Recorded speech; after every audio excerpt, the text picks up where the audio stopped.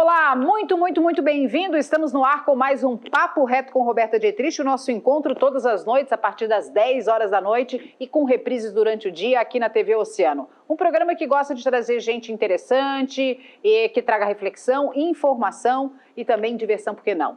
Aliás, a gente começa o programa de hoje perguntando para você se você conhece, imagina o conceito de cultura. Pois é, o que será que é cultura para você? São os livros? São as músicas? A cultura tem um sentido muito mais amplo, inclusive de resgate histórico de uma comunidade, de uma região. E nós vamos conversar hoje justamente com a secretária de Cultura de Balneário Camboriú, Denise Leite. Primeiro, Denise, muito obrigada por aceitar o convite, bem-vinda. Muito obrigada pelo convite, Roberta. É sempre um prazer estar aqui falando, né, da cultura da nossa cidade e do que é realmente, né, quais os trabalhos estão sendo desenvolvidos, o que a gente tem em cultura de Balneário Camboriú, porque a gente pensa, nossa, Balneário Camboriú é uma cidade jovem, e o que a gente tem aqui, né, em relação à nossa cultura. Eu acho isso bastante interessante porque a história da Denise permeia sempre pela educação, é professora de formação, e a cultura está muito ligada à educação de um povo, né? O fato de você ter essa trajetória na educação traz uma somatória para a cultura de Balneário, Denise? Traz, né? Porque não tem como falar de cultura sem educação, né? Porque ela não é dissociada, muito pelo contrário. A cultura, ela é uma tradição e ela se raiz tudo pela educação de um povo, né? E ela se reflete nisso. Então, são coisas assim até do dia a dia. Então, ela faz com que a gente reflita valores, né, pequenos que às vezes passam despercebidos, mas com um olhar muito diferenciado. Você falava ali no começo da nossa entrevista exatamente que Balneário Camboriú é uma cidade extremamente jovem. E o fato de ser uma cidade muito jovem e de ser uma cidade que atrai muita gente de fora, ela sofre com um senso de falta de identidade. Algumas pessoas olham para Balneário Camboriú e entendem uma falta de uma identidade cultural. Como é que você definiria isso e como é que você responderia às pessoas que entendem que Balneário Camboriú carece de uma identidade cultural? Na verdade, ela não carece de uma identidade cultural. Balneário Camboriú, ela tem uma identidade cultural muito forte, que ela acontece na região da Barra, né? Porque a nossa cidade ela nasceu ali na região da Barra. É uma comunidade muito tradicional, onde a gente tem buscado trabalhar com aqueles moradores, com aquela comunidade, essa identidade. Nós fizemos agora, o ano passado, com essa questão da pandemia, o trabalho com, por exemplo, os nossos artesãos, onde nós temos assim, um trabalho muito rico do artesanato com a iconografia de Balneário Camboriú. E aí a gente pensou, nossa, eu até me questionava, né? Eu disse, meu Deus, o que vai vir assim, desse trabalho, dessa pesquisa? E vieram coisas lindíssimas, Roberta. Assim, olha, coisas assim que você não imagina, que retratam assim, desde as canoas dos nossos barcos de pesca, né, dos nossos ranchos de pesca. Nós temos ali na Praia de Laranjeiras um rancho com mais de 100 anos, né, uma tradição das famílias, né, do engenho de farinha, as mãos da Barra, que são as artesãs, né, que tem um grupo de artesanato, a nossa própria Casa Linhares, a nossa igreja, enfim. Então, assim, conversando com os moradores, a gente vê a riqueza de um povo, né, que precisa o quê? Que a gente mostre isso, que a gente cultive isso, que a gente valorize.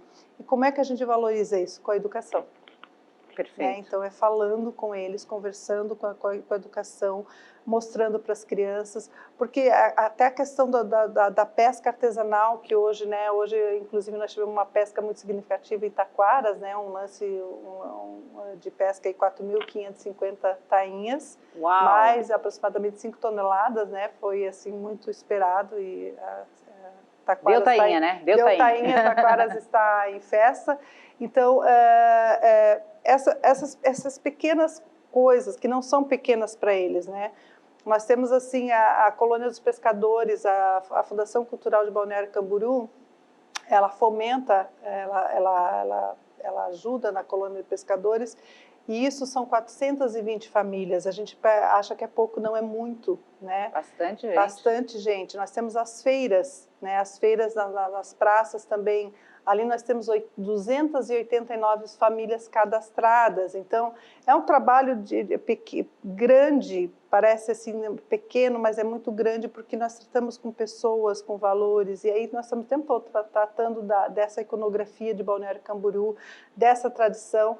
Ela é pequena, como se diz, pouco tempo, 57 anos, mas ela é muito rica. Mas é o que a gente falava, na verdade a cidade é nova como, de forma geopolítica, com a sua emancipação político-administrativa, mas ela é uma cidade com uma história muito antiga, de ocupação do espaço, não só com os açorianos, mas muito antes, né, com os povos indígenas. Então, realmente tem muita história para contar e resgatar, né? Além de contar e resgatar, nós também recebemos muitas pessoas que vêm para cá, se apaixonam, né, e ficam aqui e trazem suas tradições.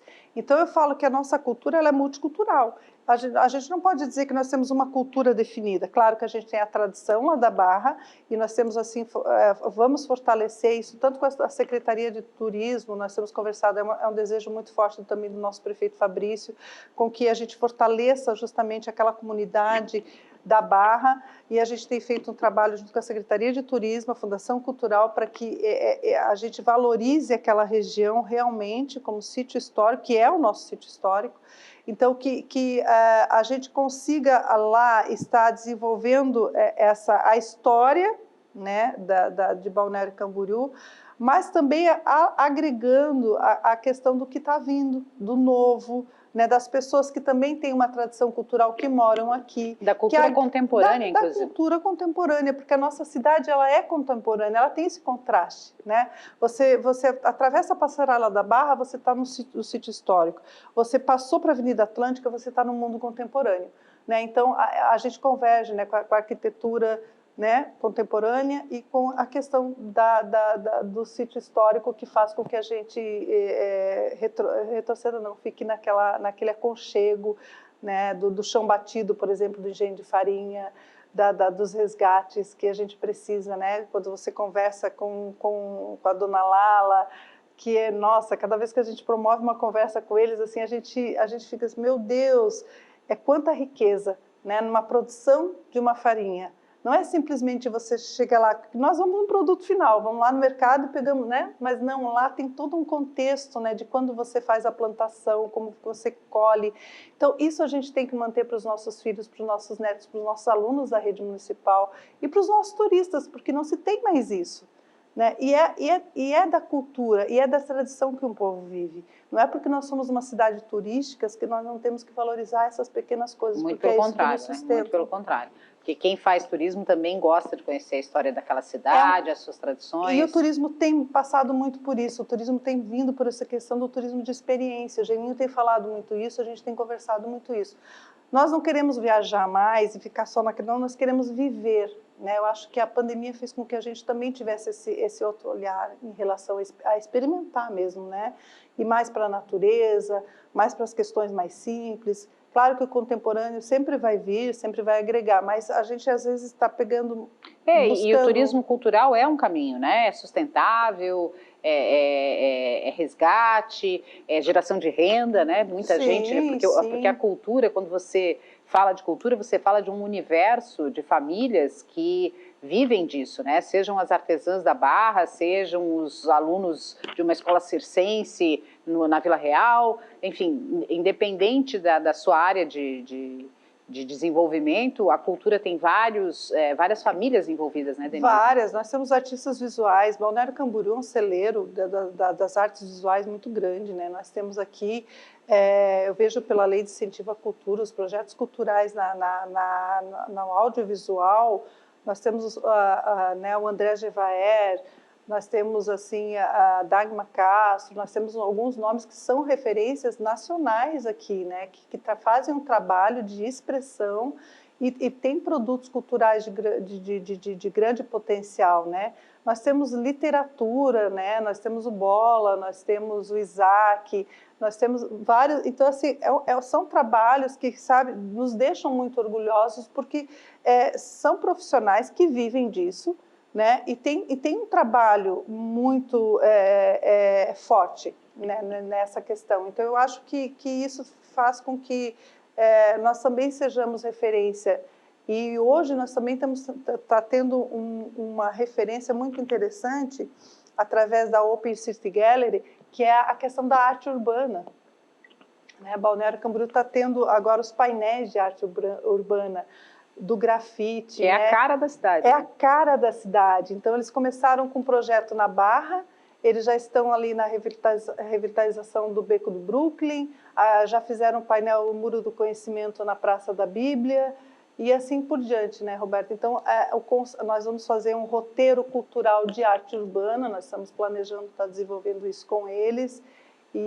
Então, são oportunidades que estão nascendo, né, das artes que a gente percebe que é a forma com que o cidadão, o artista se comunica, né? Porque a cultura ela vem para isso, ela vem para contradizer os momentos. E esses 2 últimos anos tem sido muito difícil para a cultura, para nós todos. Eu falo que não é só para os artistas, mas, no modo geral... E como, por outro lado, a gente viu o valor da arte, né? Sim, imagina, trancados em casa, sem um quadro, sem uma música, sem teatro, sem cinema, o que seria de nós, né? O que seria dos nossos dias. Todos tivemos que nos reinventar, né? Então, os artistas tiveram que se reinventar. Nós, como seres humanos, tivemos que olhar os outros valores e tentar nos interpretar de outra forma, mas a cultura nunca foi tão valorizada, né? Valorizada no que eu digo de ser vista, né? Da importância dela, né? Que ela precisa ser mais valorizada, eu não tenho dúvida. Eu acho que, eu entendo que o olhar, ele tem que mudar em relação à cultura. Porque a cultura, ela está, como a gente falou, ela está ligada diretamente à educação, ela está ligada diretamente ao turismo. A gente não consegue mais falar de turismo sem ter um roteiro cultural. A gente não consegue, por exemplo, porque quando você chega numa cidade, geralmente quando eu viajo, eu penso, onde é que tem uma feira? Quais são os programas da cidade? Isso está aliado não só a um bom restaurante, mas quando você fala da questão da gastronomia, a gente também pensa na questão da cultura alimentar. Qual é a tradição cultural dessa cidade? Né? A gente tem excelentes restaurantes, mas quais são os insumos? A cultura passa por isso, né? Por turismo, por gastronomia, quais são os artes. Insumos culturais, né? Quais são os insumos? Nós, Balneário Camboriú, eu fiquei sabendo, fiquei impressionada, nós somos 40% da pesca de camarão é de Balneário Camboriú. Essa é até novidade para mim. Vou dar uma respirada, a gente toma uma água e na volta eu quero saber da Denise qual é a estrutura da Secretaria de Cultura para fomentar essa atividade tão importante, inclusive para a economia da cidade, para centenas de famílias aqui na região, e quais são os programas que incentivam e de que forma os artistas podem se beneficiar dessa estrutura. Volto já já.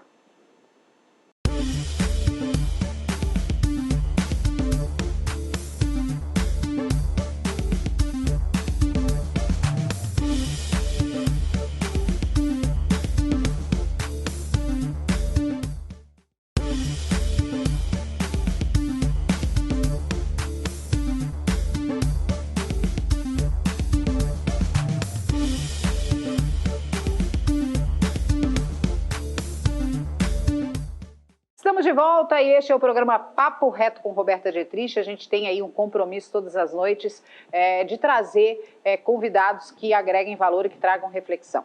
Hoje o nosso papo é sobre cultura e eu tenho o prazer de receber aqui a secretária de Cultura de Balneário Camboriú, a Denise Leite, que já no primeiro bloco trouxe toda uma discussão sobre a importância da cultura, sobre os aspectos culturais de Balneário Camboriú, de como a cultura está ligada com outros setores, como turismo, economia, enfim, educação principalmente. Denise, eu fiz uma provocação aí no final do último bloco. Qual é a estrutura que a Secretaria de Cultura do município disponibiliza hoje? Bom, nós temos hoje o Teatro Municipal, a Galeria de Arte, a Biblioteca, o Arquivo Histórico, a Casa Linhares, são 5 equipamentos, né? As feiras, né? A Praça da Bíblia, que a gente fala Praça da Cultura, a Feira da Rua 200. Então, nós temos essa estrutura que a gente tem hoje em relação a equipamentos, né? Nós estamos passando nesse momento pela reforma do telhado do Teatro e Galeria Municipal e concomitantemente a gente também está fazendo uma reestruturação interna, trocando a cortina, arrumando o som, para que assim que tudo esteja volta e a gente retorne, né, as atividades, a gente possa retornar realmente com condições para que os espetáculos retornem, né, e possam ter a qualidade necessária para que isso aconteça. Estamos aí em busca da revitalização da Praça da Bíblia, que é onde acontecem as nossas feiras, aos sábados, né? Nós temos a Feira da Praça Cultura todos os sábados, das 9 às 15 horas. Nós estamos aí, e junto tem a Vila do Artesanato, a gente está fazendo uma revitalização. Nós tivemos aí o Mural do Conhecimento, que foi um presente da Open City Gallery, né? E onde ela proporcionou com que a feira tivesse essa visibilidade também, e com isso também trouxe mais visitação. E com isso a gente também teve que fazer modificar um pouco a distribuição das tendas, fazer com que ficasse uma área de convivência, né? Claro, respeitando todo o distanciamento necessário. Então, nós estamos aí no ajuste aí dessas tendas para que fique uma praça de alimentação, uma área de convivência com o distanciamento necessário e que possa ter aí circulação entre as pessoas, que elas param para fotografar, para se alimentar e também conhecer os produtos artesanais da cidade, né? Então, a gente tem feito esse trabalho na questão de estrutura. Mas, em termos de projetos e ações, nós temos aí o projeto, a Lei de Incentivo à Cultura, que é um dos projetos a gente fala que é a lei de incentivo, mas a gente entende que ela fomenta a nossa cultura. Esse ano, nós tivemos, assim, São 6 anos, né, já da lei. São 6 anos dessa lei. Apesar, né, eu falo que o prefeito Fabrício ele sempre foi muito sensível no aspecto da fundação, da cultura e dos produtores da cultura na nossa cidade. Muitos municípios, diante da pandemia, eles reduziram, cancelaram leaks, e ele não, ele manteve, e ele sempre teve o cuidado e esse olhar. Então, esse ano, a gente, junto com o Conselho Municipal, nós ampliamos as cotas. O ano passado nós tivemos 28 cotas, só esse ano nós tivemos o mesmo recurso com 44 cotas. O que significa isso? Cotas são 44 projetos, porque nós dividimos ele tanto na difusão cultural... Ou seja, foi menos dinheiro para mais gente. Menos dinheiro para mais gente. Na verdade, foi o mesmo dinheiro, só que nós dividimos Ou seja, cada um recebeu um pouco menos, mas mais pessoas receberam. Ampliamos, porque nós entendemos que assim, é uma época de pandemia. Então, o ano passado nós tínhamos 2 cotas de 60 mil, esse ano nós tivemos uma cota de 60 mil, e aí, obviamente, a outra a gente diluiu para cotas menores. Então, foi o entendimento do Conselho, junto conosco, né, para sensibilizar a todos, para que como existe dificuldade para todo mundo, para que essa lei ela tivesse o maior alcance, para que outros proponentes também pudessem contemplar. E com isso foi um dado muito interessante, nós tivemos 30 novos proponentes na LIC, que nunca tinham acessado. Então, a gente entendeu que essa LIC talvez tenha sido mais democrática por isso, porque às vezes eu vou lá, claro, a gente entende que uma produção de audiovisual ou outras produções, a gente sabe que 60 mil reais é muito pouco, né, Roberta? Mas, num momento sensível de pandemia, uma produção de 15 mil, eu posso reduzir um projeto, talvez, e fazer uma produção menor e contemplar outras linguagens, enfim. Então, nós tivemos até a cultura alimentar sendo aí contemplada com pesquisa, e nós temos tanto na área de formação quanto difusão cultural. Então, foi assim, um ganho bem significativo. No plano de ação do governo também, a gente tem agora, para desenvolver o ano que vem, a lei do mecenato, que é uma lei também que vai vir para estar apoiando mais projetos culturais, onde seria uma lei parecida com a Lei Rouanet, né? Onde a gente vai estar aí captando... Vai abrir mão de divisas municipais. De divisas municipais, onde aí sim é de incentivo à cultura, onde nós vamos estar habilitando os projetos e o artista local vai estar buscando esse recurso. Até para esclarecer a audiência, Denise, a LIC é um recurso que a prefeitura disponibiliza, né? Ela banca. Ela banca o projeto, distribui. Você foi contemplado com 60 mil, claro que com as devidas comprovações, mas você vai ter direito a essa verba de 60 mil direto do governo. Essa do mecenato, que você se refere, que segue a linha da Lei Rouanet, é uma aprovação do Ministério para captação de recursos que seriam destinados a impostos. Né? No caso da Lei Rouanet, é imposto de renda, né, grandes empresas, tem algumas limitações, a empresa precisa ter alguns critérios, que ela destina, em vez de ela pagar em imposto para o governo, ela destina para um projeto cultural, tem lá o seu nome, tem, né, esse retorno. É essa linha dessa lei do mecenato. Essa é a linha, mas aí é municipal, né? Daí Sim. não tem convênio com o federal, é municipal. Então essa é uma das ações que nós vamos estar aí desenvolvendo. Também nós temos um edital que é lançado pela Secretaria de Compras, quem elabora o edital é a Fundação Cultural, onde a gente credencia todos os artistas, todas as linguagens, por exemplo, cerimonialista, para produção de eventos, para transmissão, para música, para banda, enfim, para todos, a gente credencia, nós devemos estar abrindo aí início de agosto já esse novo edital, para que os artistas façam esse credenciamento. Esse credenciamento ele sai para a Secretaria de Compras. Então, todas as outras secretarias, eu preciso, às vezes a Secretaria de Educação precisa de uma atração artística. Ela não precisa que a Fundação Cultural contrate, ela já pode fazer a contratação desse proponente, entendeu? Então, daí, olhando entre aqueles que se habilitaram. Você se habilitou, você é credenciado, não é por ordem de classificação, não é mérito, e sim credenciamento, então você vai lá, eu quero um jazz, então eu vou lá, vejo aquela, né, se eu tenho naquela lista, eu tenho aquele artista que tem essa linguagem musical, eu vou lá e contemplo. Eu vou lá e contrato. Então, a gente tem facilitado algumas formas também de acesso para que não fique tudo só com a Fundação Cultural. O turismo tem alguma ação, poderá contratar, enfim, todas as outras secretarias poderá estar fazendo essa contratação. Durante a pandemia foi muito interessante, a gente não podia abrir o teatro, mas nós tínhamos o teatro lá, nós tínhamos o técnico de som, nós tínhamos o técnico de iluminação, nós tínhamos a diretora do teatro, aí nós sentamos com a equipe e falamos, poxa, mas nós não podemos abrir o teatro, mas nós podemos fazer produção interna. Então nós fizemos um projeto que se chama Espaço de Todos. E aí durante todo esse período da pandemia, nós atendemos 72 produções. Eles se cadastravam no nosso site, os artistas, aí eles gravavam lives, podiam fazer podcasts, o que eles quisessem, eles podiam estar fazendo. E gratuitamente? Gratuitamente, usando o nosso equipamento e gratuitamente com o nosso... Nós estávamos lá, um equipamento parado, à disposição, não poderia ter público, mas nós poderíamos estar trabalhando com eles. Foi uma forma que o nosso prefeito falou, nós temos equipamentos, vamos ajudar os nossos artistas, então vamos trabalhar, né, com essa... Aí nós também desenvolvemos a feira online, Roberta, porque teve uma época que nós tivemos o lockdown. E os nossos feirantes que vivem disso? Aí nós também desenvolvemos a feira online. Nós pegamos todos os produtos e aí fizemos ali dentro do nosso site e fizemos todo um registro, registro, né? Pegamos as imagens, enfim, nós não negociamos, né? Mas enfim, lá você acessa a feira online do site da Fundação Cultural, tem a feira online, você olha, se interessa, você interage diretamente com o feirante, ele te entrega o produto, enfim, foi muito bacana. Fizemos as lives, então assim, nós conseguimos nos reinventar num processo muito difícil, onde também deu bastante visibilidade para os produtores da cultura, para o trabalho da Fundação Cultural e fez com que a gente acolhesse um pouco, né, e não passasse esse momento tão difícil que foi para todos nós, mas estivesse mais próximo também dos nossos produtores da cultura da nossa cidade também. Denise, tudo isso com que estrutura pessoal?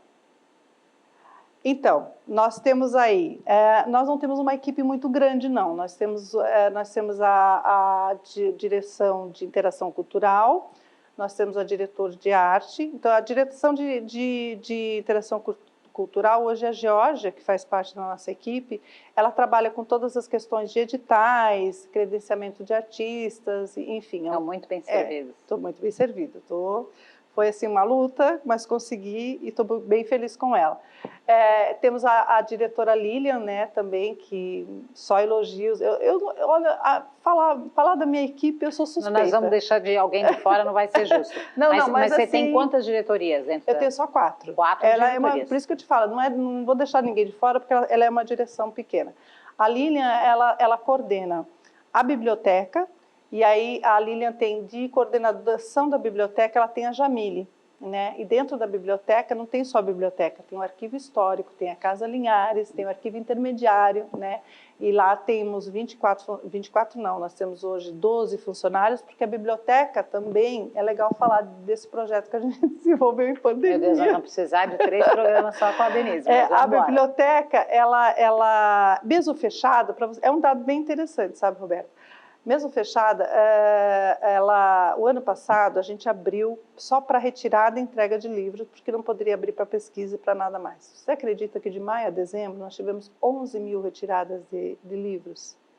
E aí nós tivemos um incidente em janeiro, rompeu a nossa caixa d'água e a gente teve que fechar. E aí eu comecei a observar que tive muitas ligações, recebi e-mail, quando é que abria, não sei o quê, resolvi fazer um levantamento. Nós temos 18.700 pessoas cadastradas no nosso sistema Pérgamo. E resolvemos lançar rapidinho um programa que se chama Delivery 60+, que nós mantivemos independentemente da biblioteca estar aberta ou fechada, que aquele idoso que tem mais de 60 anos que já está cadastrado, ele pode ligar para nós, selecionar que, se não tiver acesso à internet, a gente disponibiliza 60 livros toda semana, 60 títulos. Ou, se não, ele pode já reservar e nós toda sexta-feira entregamos na sua residência a sua solicitação, Delivery 60+. E aí também a Minha Cidade Lê, que também nós recebemos muito morador que quer doar livros, mas para a gente receber na biblioteca, nem sempre a gente pode receber, porque tem toda uma característica própria do tipo de livro que pode ser doado, tem a questão de conservação, porque a gente tem lá o arquivo histórico, não pode comprometer. Então, a gente também não quer dispensar isso. Então, a gente resolveu fazer um programa que nós vamos estar desenvolvendo lá na Casa Linhares, que é a troca de livros. O cidadão doa, a gente organiza, ele pode ir lá na Casa Linhares, retirar o seu livro, pegar outro livro e assim por diante. Então, a gente não parou, a gente está sempre fazendo alguma coisa. Então, a minha equipe, ela é assim, então eu estava terminando. Isso é a direção. Paramos na Lília. Na Lília. Aí eu tenho a Kiki, que é a diretora do teatro, que aí tem, tem o Edson, que é o diretor de som, e o Evandro, que é o diretor de iluminação, que, olha, eu posso só elogios para eles. Eu tenho o José Alegário, que é meu diretor administrativo, que também é meu braço direito e esquerdo, eu falo que sem ele eu não consigo ficar. Nós casamos, somos bígamos por mais 10 anos, com a lei da Aldir Blanc agora. Sim! E a gente teve isso. Então, a minha equipe é essa, e tem os meus funcionários, né? Eu tenho os meus funcionários, eles efetivos, a gente não temos muito efetivos, né? Nós reduzimos bastante até antes da pandemia nós tínhamos 12 estagiários, porque eu tinha telecentro, tinha um monte de outras funções que a gente agora não estamos atendendo. O arquivo histórico retornou, a gente até está atendendo pesquisa com agendamento, né? Então, até porque a gente entende que não pode parar esse serviço, então a gente não deixa de respeitar as restrições do Covid, mas atende com agendamento. Então, hoje nós temos na biblioteca 12 funcionários, né? E na sede nós temos aí uns 6 funcionários, eu tenho aí 3 funcionários ainda em home office, porque pelas questões, né, de saúde e comorbidades. Ô, Denise, e para o aniversário da cidade, o que nós estamos planejando? Então, para o aniversário da cidade, a Fundação Cultural planejou 4 atividades só, né, Só. Não, mas é que não é Diz só. Ela, só. É que não somos só nós, né? Tem bastante coisa. Nós vamos lançar, tem um programa muito bacana que eu falo que é do Arquivo Histórico, que é o Café com História. E a Gisele, a Karen, junto lá com a Lilian e a Jamile, elas fizeram um trabalho muito bacana, que era reunir alguns moradores da cidade, onde eles mostravam as fotos e eles começaram a contar de onde, quem morava, quem era. Então, nós vamos lançar o primeiro informativo do Café com História. Então, uma das programações vai ser isso. Nós também ganhamos no jornal Página 13, ele está fazendo esse ano 30 anos, nós ganhamos uma doação para o Arquivo Histórico da cidade de 30 anos dos exemplares, tanto, né, deles e de fotográfica. Então, nós vamos ter esse evento. Nós vamos fazer uma live que vai ser lá no Beco do Brooklyn para conversar sobre essa nova visão da galeria de arte urbana. O que é essa visão do grafite, da arte de rua, do conceito, né, dessa arte contemporânea que está vindo, desse movimento que está vindo, e o que está mudando isso na cidade. E também nós vamos ter agora a exposição que foi desses editais, que depois, se eu tiver mais o espaço para falar alguma coisinha que a gente inventou na pandemia, a exposição do nosso artesanato com iconografia do Balneário Camboriú. Nós vamos ter uma exposição que vai ser inaugurada dia 4 de julho, lá na Casa Linhares, que nós temos a Feira da Barra, né, que começa todo dia das 10 às 16 horas, todo domingo. Então, nós vamos ter a Casa Linhares com a exposição de todo esse artesanato de iconografia de Balneário Camboriú. Denise Leite, promete que você volta? Volto. Lá perto do aniversário da cidade, você volta para contar mais novidades para a gente, para trazer mais informação. Cultura sempre é um assunto que tem espaço livre aqui no Papo Reto. Vai ter sempre essa cadeira disponível para você e para quem você achar que deve vir divulgar a cultura de Balneário Camboriú. Essa cultura contemporânea, histórica, turística e econômica. Ah, com certeza. Eu agradeço e assim, não posso sair daqui e dizer assim, que as coisas só acontecem pelo apoio, obviamente, do nosso prefeito e da minha equipe. Sem eles, Roberta, eu não teria dado nada. Não tem trabalho sozinho, não. Tem, não. Mandurinha só não faz verão, já diz o ditado. Obrigada, tá, Denise? Eu que agradeço. Gente, adorei um papo aqui com Denise Leite, conversei com ela, secretária de Cultura de Balneário Camboriú. Espero que você tenha gostado também. Um beijo no coração e até a próxima.